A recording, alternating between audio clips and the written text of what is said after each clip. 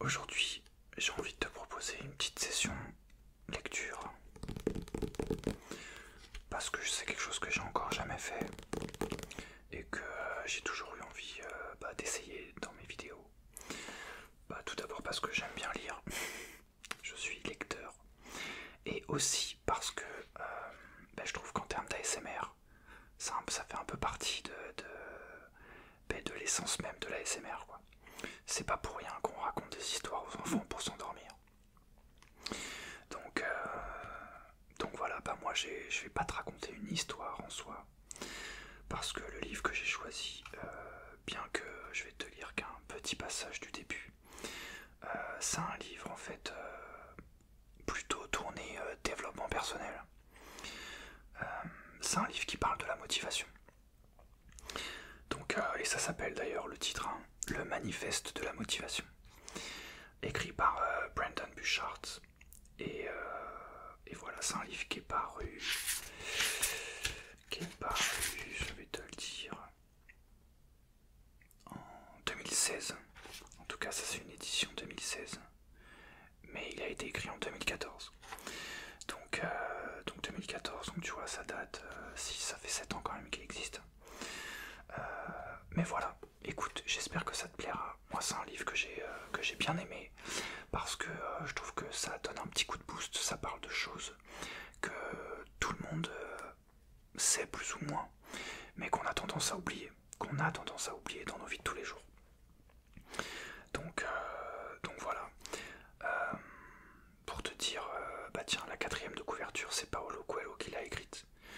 Le fameux auteur de L'Alchimiste. Livre très puissant que je te conseille de lire si ce n'est pas déjà fait. Très rapidement, Paulo Coelho, voilà ce qu'il en dit. Le manifeste de la motivation est une invitation aussi puissante que poétique à se réapproprier sa vie et à trouver sa propre liberté personnelle. Cet ouvrage convaincant va bien au-delà de son titre et fait passer le lecteur de la simple motivation à une existence dont le but et le sens deviennent tout simplement vertigineux. Je raffole de ce livre. Paulo Coelho. Donc voilà, on va démarrer. De toute façon, je vais pouvoir te lire que la phase introductive, parce que sinon ça va durer 1 heure. Mais voilà, c'est un livre qui se divise en 2 sections principales. Une première qui fait 3 chapitres, qui fait un petit état des lieux de la nature humaine sur 3 points. Le premier, c'est la liberté, la peur et ensuite la motivation. Et ensuite, on rentre dans le vif du sujet sur les 9 déclarations pour s'approprier son pouvoir personnel, qui est le sous-titre en fait du titre du livre. Avant de démarrer, surtout très important, abonne-toi, ça me fera super plaisir et surtout ça m'aidera pour la suite. Et si tu as apprécié cette vidéo, mets-moi un gros pouce bleu, ça aussi ça m'aidera beaucoup et ça me fera super plaisir. Et n'hésite pas à me dire dans les commentaires du coup si tu as apprécié ce thème et si tu souhaites que je poursuive la lecture de ce livre. Et si ça ne t'a pas plu, pas de problème, je pourrais passer sur un autre type de livre, plutôt histoire, romance ou d'autres thèmes que tu peux d'ailleurs me suggérer avec grand plaisir. Allez, assez discuté, on démarre.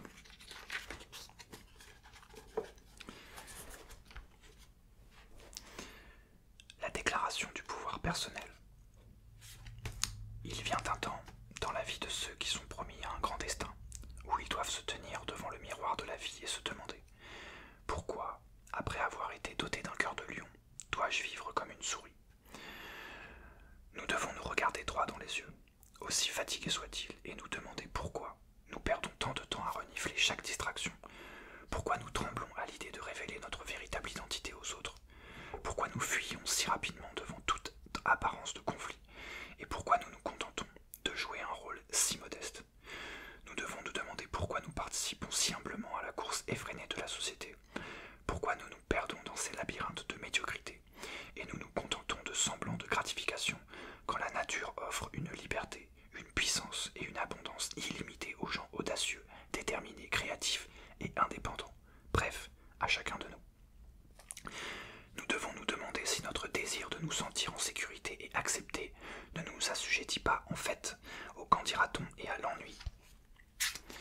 Nous devons nous demander quand serons-nous prêts à nous élever à un autre niveau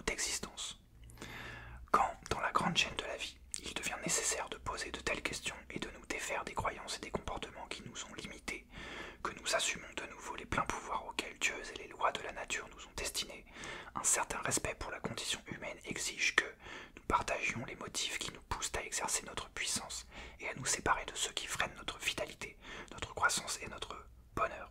Nous devons clamer notre puissance et notre liberté personnelle. Nous jugeons ces vérités évidentes en soi, que tous les hommes et toutes les femmes naissent égaux, bien que nous ne vivions pas des vies égales en raison de nos différences au chapitre de la volonté et de la motivation, de l'effort et de l'habitude. Que nous sommes dotés de la part de notre Créateur de certains droits inaliénables parmi lesquels on retrouve la vie, la liberté et la poursuite du bonheur, mais qu'il revient à chacun de nous de faire preuve de vigilance et de discipline si nous voulons une vie aussi énergique, libre et heureuse que nous le souhaitons. Nous croyons que notre plus grande faculté en tant qu'être humain est la capacité de penser indépendamment par nous-mêmes, de choisir les objectifs, relations affectives et plans d'action qui nous sont propres, car dans le cœur de l'homme se trouve un instinct naturel pour la liberté et l'indépendance. Une prédisposition physiologique à s'orienter soi-même, un impératif biologique vers la croissance, ainsi qu'une joie spirituelle à choisir et à faire progresser sa propre existence.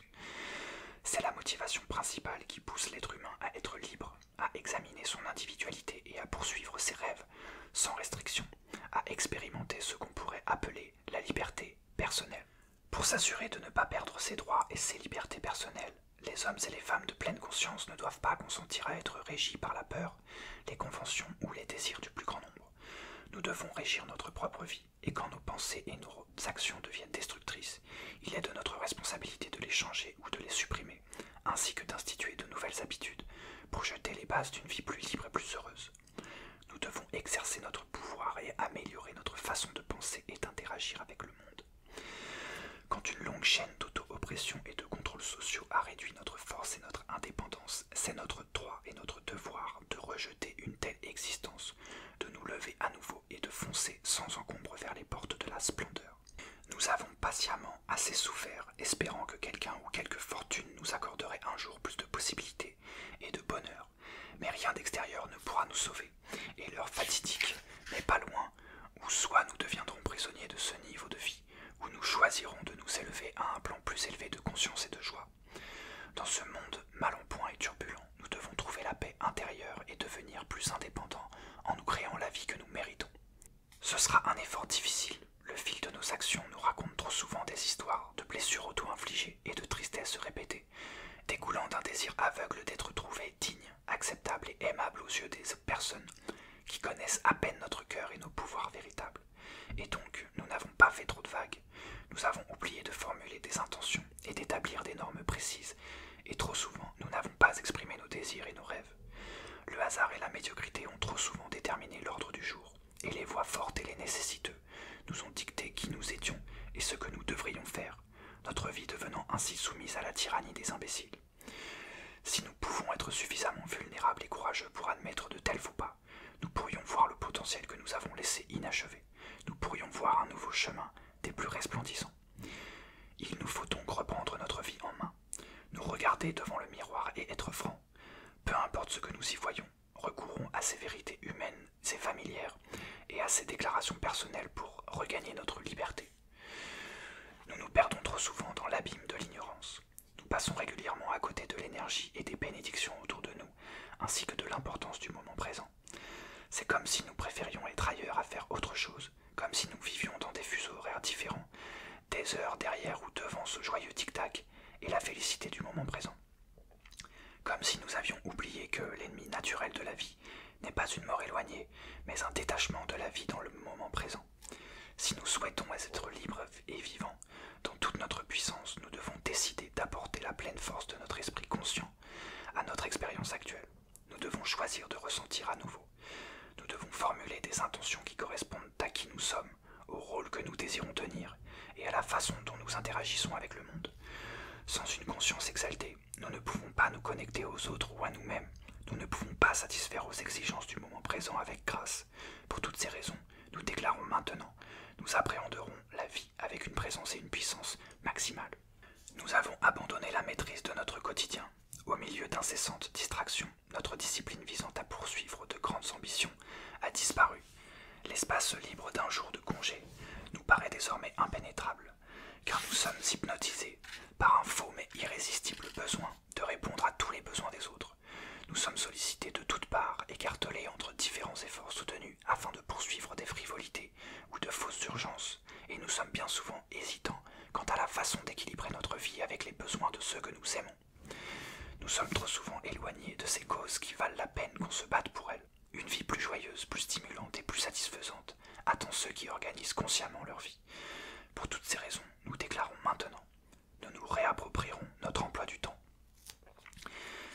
Quelque chose à l'intérieur sabote notre impulsion naturelle vers la liberté. Quelque chose se plaint et hurle que nous arrêtions toutes les fois que nous nous élevons au-dessus de notre zone de confort. Toutes les fois que nous choisissons d'être authentiques et aimants dans un monde effroyable. Toutes les fois que nous cherchons à faire une différence au prix de notre situation personnelle. Toutes les fois que nous désirons quelque chose de magnifique et que, pour l'obtenir, nous devons travailler dur et faire face à l'adversité. Nos démons intérieurs nous empoisonnent avec la peur et l'inquiétude, toutes les fois où nous pouvons être vulnérables, freinant ainsi notre croissance et notre vitalité. Notre destin dépend de notre croissance, de nos démons, du doute et du retard, de notre manière de nous défendre contre eux et du nombre de batailles que nous gagnerons contre eux chaque jour de notre vie. Sans maîtrise personnelle, nous sommes esclaves de la peur. Avec elle, la grandeur et la transcendance sont de notre côté. Pour toutes ces raisons, nous déclarons maintenant, nous vaincrons nos démons. La plupart d'entre nous ne mûrissent pas aussi rapidement qu'ils le pourraient. Ils sont constamment en pause. Ils attendent et ils attendent afin de découvrir qui ils sont, d'affirmer leur rêve, de lutter pour ce qu'ils veulent, de s'ouvrir entièrement à l'amour et à la vie. Ils attendent que le courage surgisse en eux, ou que la société leur accorde une certaine autorisation, mal définie, d'activer leur potentiel. Ils ont oublié que le courage est un choix, et que l'autorisation d'avancer avec hardiesse n'est jamais donnée par les masses frileuses. La plupart ont oublié que de rechercher le changement exige toujours un brin de folie. Si d'agir avant d'obtenir des conditions parfaites ou une autorisation semble déraisonnable ou imprudent, alors nous ne devons nous montrer déraisonnables et indépendants. Nous devons nous rappeler que nous ne sommes pas la somme de nos intentions, mais de nos actions. Seule l'action détermine qui nous sommes vraiment. L'initiative audacieuse et disciplinée est notre sauveur. Elle nous permet de nous élever, de faire le saut, de nous propulser vers notre véritable grandeur.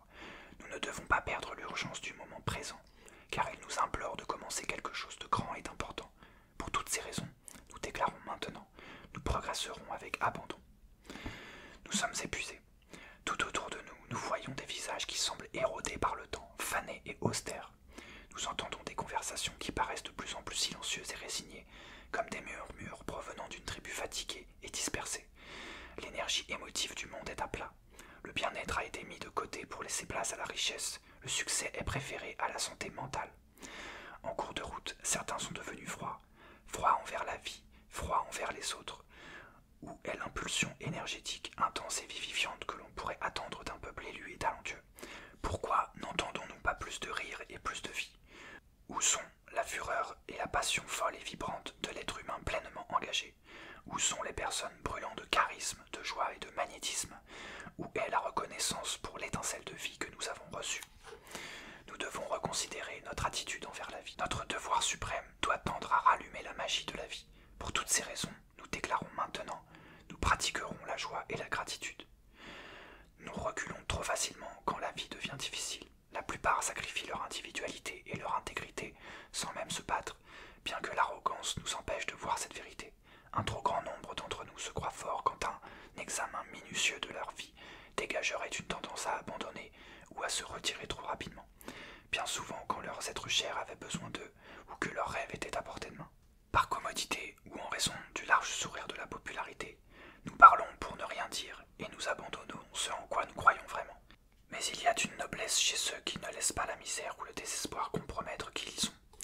Nous ne devons suivre aucune tendance à la faiblesse ou à la cruauté. Nous devons obstinément refuser de plier. Nous devons choisir une forte inclinaison au courage, un engagement grandissant envers l'amour, une grande ascension vers le royaume du caractère qui est conforme à nos valeurs les plus élevées. La liberté et la victoire appartiennent à ceux qui restent vrais en dépit de la tentation. Pour toutes ces raisons, nous déclarons maintenant, nous préserverons notre intégrité. Nous ne transmettons ni ne recevons l'amour comme nous étions divinement supposés le faire. Nous filtrons l'amour plutôt que de le ressentir. Nous avons succombé à l'hystérie actuelle qui dit « protégez votre cœur » et nous avons commencé à croire que l'amour lui-même avait des ennemis nécessiter une protection. Quand nous avons été blessés, nous avons cru que l'amour s'était, d'une certaine manière, déprécié ou détérioré. Mais les blessures n'ont rien à voir avec l'amour, et l'amour n'est pas affecté par la douleur et lui est étranger. C'est l'ego qui a été blessé par l'amour. L'amour est divin, il est partout, toujours présent, abondant et libre. C'est une énergie spirituelle qui, en ce moment même, se déverse dans tout l'univers, à travers nous, à travers nos ennemis, à travers notre famille, à travers des milliards d'âmes. Il ne s'est jamais absenté de notre vie. N'étant attaché ni à notre cœur ni à nos relations, il est alors impossible de le posséder ou de le perdre. Nous avons permis à la conscience que nous avons de l'amour de s'amoindrir, c'est tout. Ce faisant, nous avons causé notre propre douleur. Nous devons mûrir et comprendre que de libérer notre esprit des vieilles blessures et de nous ouvrir une nouvelle fois à l'amour nous donnera accès à la force divine. De se tenir émotionnellement ouvert devant le monde et de donner son cœur sans craindre d'être blessé ou sans demander la réciprocité, c'est l'ultime acte de courage chez l'être humain. Pour toutes ces raisons, nous déclarons maintenant, nous multiplierons l'amour. Génération après génération, nous manquons de maintenir le cap sur les idéaux et les vertus de l'humanité. Le sourd bourdonnement de la médiocrité et le discours haineux du narcissisme a remplacé ce qui était autrefois le cœur d'une société, chantant la vertu, le progrès et l'altruisme. Nos talents et nos points de mire collectifs ne sont pas suffisamment investis d'une maîtrise personnelle et d'une contribution sociale, mais se perdent plutôt dans le voyeurisme et le sensationnalisme de bas étage. Trop souvent, nous n'osons pas reprocher aux autres leurs faux pas, ou nous attendons de nous-mêmes ou des autres qu'ils agissent avec une intégrité, une excellence ou un amour répété. Des failles au chapitre du leadership se font sentir partout dans le monde, ce qui a donné lieu à une société apathique, une pauvreté injustifiable, une avidité injuste et un globe ravagé par la guerre et contaminé par les bombes. Tant de personnes ont peur d'en demander plus, d'oser, comme l'ont fait les grands leaders du passé, et d'inspirer les gens sans direction avec des défis audacieux qui les encourageront à se lever et à contribuer. Nous devons faire mieux. De la misère d'un environnement moral contaminé doivent émerger quelques têtes honorables, des êtres qui n'auront pas peur de contester la direction que prend le monde actuel. L'histoire suivra le cours de nos actions, alors souscrivons à une raison d'être et à quelque chose de grand. Pour toutes ces raisons, nous déclarons maintenant, nous inspirerons la grandeur. La hâte règne désormais en maître. Nous avons cessé de ressentir le calme, la plénitude et la beauté renversante, la perfection divine du moment présent. La plupart des gens foncent dans la vie, inconscients de leurs cinq sens et de leurs environs, sourds et aveugles aux qualités magiques de l'ici et maintenant. Nous ne sommes pas censés passer à côté de tout cela, cette vie, mais nous le faisons, exténués, stressés et dépouillés du moment présent. Le coût est immense. Tant de moments perdus par la vitesse, l'inquiétude et la panique, lesquels finissent par cumuler en des jours agités, puis mener à la catastrophe d'une vie triste et sans expérience. Beaucoup peuvent à peine se rappeler la dernière fois où ils ont tellement ri que cela a fait mal, tellement aimé que cela a conduit à un merveilleux débordement, tellement poussé de hurrahs que cela a épuisé leur corde vocale, tellement eu d'émotions qu'ils ont fondu en larmes, tellement passé du bon temps qu'ils s'en souviendront encore 10 ans après. Bref, beaucoup peinent à se rappeler la dernière fois où ils ont pleinement vécu. Nous devons ralentir tout cela, ne pas simplement être plus présents dans l'ici et maintenant, mais également prolonger le moment, de sorte que nous le sentirons vraiment. La vie est censée être une mosaïque de longs moments significatifs et pleinement ressentis. La journée d'aujourd'hui doit être appréciée tel un courant frais dans la chaleur de l'été. Pour toutes ces raisons, nous déclarons maintenant, nous ralentirons le temps. Nous nous sommes nous-mêmes imposé la plupart des problèmes de notre vie. Pourtant, même lorsque nous en prenons conscience, nous cherchons le changement en des termes on ne peut plus humbles. Nous nous fixons de petits objectifs et nous travaillons en vue de les réaliser. Mais craignant de libérer notre pleine puissance, nous voyons ensuite fléchir notre volonté. Nous avons visé si bas que même nos efforts les plus soutenus ont été minés par les distractions ou les critiques d'une culture conformiste. Nous nous sommes plaints avec angoisse et colère que ce devrait être plus facile, oubliant qu'une grande partie de l'énergie négative qui infiltre notre vie vient du fait de repousser les inévitables difficultés qui accompagnent le changement. Rappelons-nous que l'histoire de l'humanité n'a que deux thèmes éternellement récurrents, la lutte et le progrès. Nous ne devons pas souhaiter la fin du premier, car le dernier serait enterré à ses côtés. Alors soyons clairs et admettons que cette petite partie plaintive et indisciplinée de nous-mêmes, ce personnage distrait, ne souhaitant rien d'autre que la commodité et la facilité, est bien incapable de présider à notre nouvelle destinée. Nous ne pouvons permettre à des penses petits, apathiques, de ruiner déterminer notre avenir plus longtemps. Nous ne devons pas laisser les pressions sociales empoisonner notre potentiel. Déjà, de temps à autre, nous avons certainement averti les autres que nous ne nous soucierons pas de ce qu'ils pensent, ou que leur jugement à notre égard était injustifié. Nous nous sommes souvent plaints, avons formulé des demandes aimables aux autres, ou leur avons rappelé les circonstances qui nous ont incités à vouloir améliorer notre sort. Nous avons fait appel à leur magnanimité pour être plus doux ou plus empathiques, et nous leur avons demandé en tant qu'alter ego de se tenir à nos côtés contre ceux qui freinent notre élan. Pourtant, trop souvent, les autres ont été sourds à nos paroles authentiques. Ils n'ont pas cru en nous, ou ne nous ont pas soutenus, ou ne nous ont pas encouragés quand cela comptait le plus. En conséquence, nous ne devons plus attendre leur aide ou leur approbation une seconde de plus. Nous devons les considérer comme nous considérons le reste de l'humanité, comme des ennemis s'ils nous empêchent de réaliser nos rêves, et des amis s'ils incarnent plutôt la paix et l'entraide. À présent, réveillons-nous et rendons-nous compte qu'il y a plus de vibrations, plus de joie et plus de liberté disponibles dans chacun de nous. Plus de sentiments, plus de puissance, plus d'amour et d'abondance. Mais il n'en revient qu'à nous-mêmes d'y accéder, car il n'y a que deux choses pour changer notre existence. Ou bien quelque chose de nouveau entre dans notre vie, ou bien quelque chose de nouveau vient de l'intérieur. N'attendons pas simplement qu'une occasion se présente pour changer notre histoire personnelle. Rassemblons plutôt notre courage et changeons-la nous-mêmes. Certains voudront nous barrer la route, mais nous ne devons ni nous cacher, ni nous prosterner plus longtemps. Croyons bien que nos rêves en valent la chandelle et qu'il est temps de nous libérer et de nous lever dans toute notre gloire. Par conséquent, nous, en tant que femmes et hommes libres dotés de courage et d'une conscience, demandons à notre Créateur la force de vivre en conformité avec nos intentions au nom de notre destinée et publions solennellement et déclarons vivre librement et indépendamment.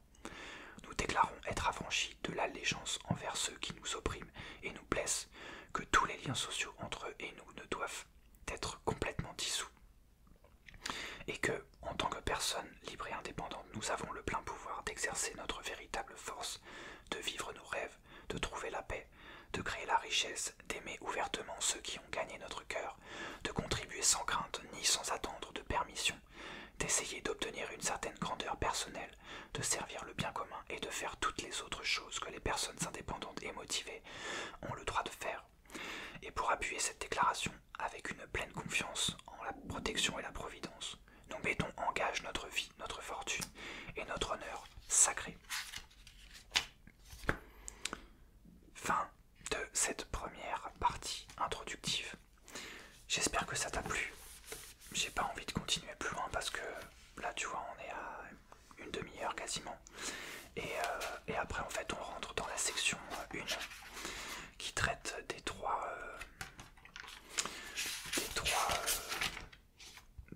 points sur la nature humaine que je t'expliquais au départ, sur la liberté, la peur et la motivation. N'hésite pas à me dire si ça t'a plu. N'hésite pas à me dire si tu souhaites que je poursuive la lecture de ce livre. Ou si tu ne souhaites pas, si tu préfères que je change de thème, il n'y a absolument aucun souci. Donc voilà, mets-le-moi dans les commentaires. N'oublie pas de t'abonner et de liker si tu as aimé cette vidéo. En attendant, je te souhaite une très bonne soirée ou une très bonne nuit, si c'est le cas. Et je te dis à très très bientôt pour de nouvelles vidéos. Merci à toi.